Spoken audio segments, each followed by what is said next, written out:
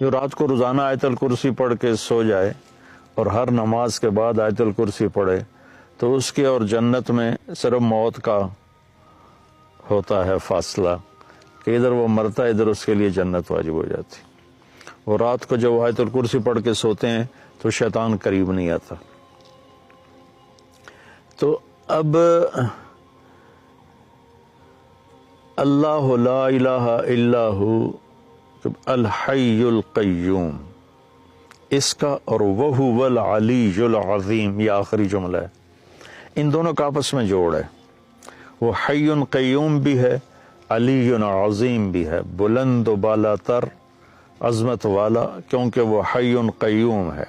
وہ حی قیوم ہے کیونکہ وہ بلند و بالا تر اور عظمت والا ہے. یہ پہلا جملہ اور آخری جملہ آپس میں جڑتے ہیں.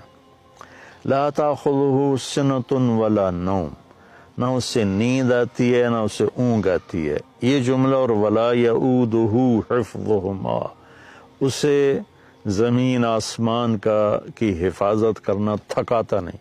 یعود ہوتا ہے واد. ایک آدمی زیادہ بوجھ اٹھا لے نا زیادہ تو اس کے منہ سے آواز نکلتی، وہ کر کے چلتا ہے.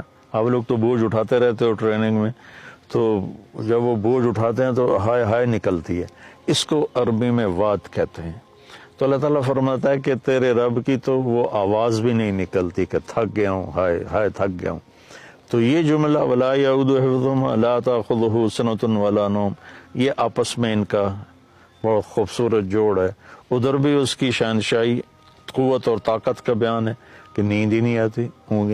جنت میں بھی اللہ ایسا کر دے گا اپنے بندوں کو، نیند نہیں آئے گی، اونگ بھی نہیں آئے گی، آنکھ بھی بند نہیں ہوگی. آدمی آنکھ بند کرتا ہے تھک کے، تو اس میں تھکاوٹ ہے ہی نہیں جنت میں.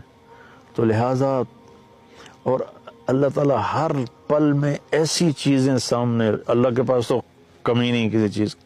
جتنی جنت بنائی ہے اس سے خربوں گنا اور بنا سکتا ہے.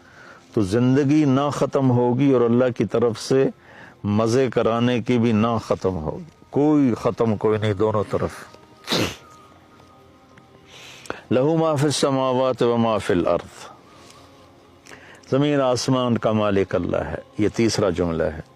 اور ادھر ہے وسع کرسیہ السماوات والارض، اس کی کرسی نے زمین آسمان کا گھیرا کیا ہوا ہے.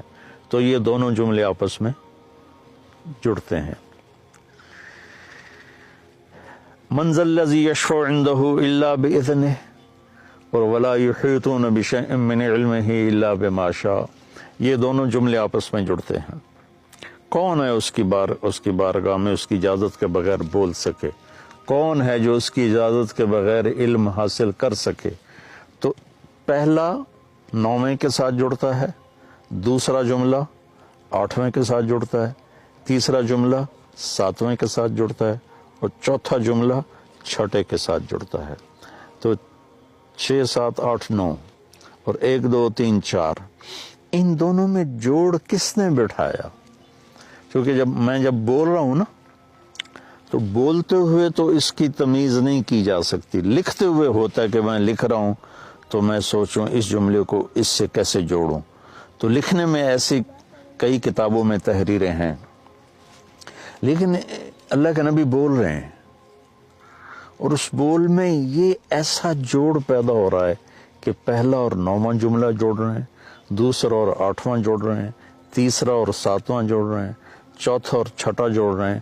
تو یہ کون کر رہا ہے؟ تو اس کا بیچ والا جملہ جو ہے نا، 4 ادھر 4 ادھر، یہ بیچ میں جو جملہ ہے وہ بتا رہا ہے کہ یہ کس نے کیا ہے.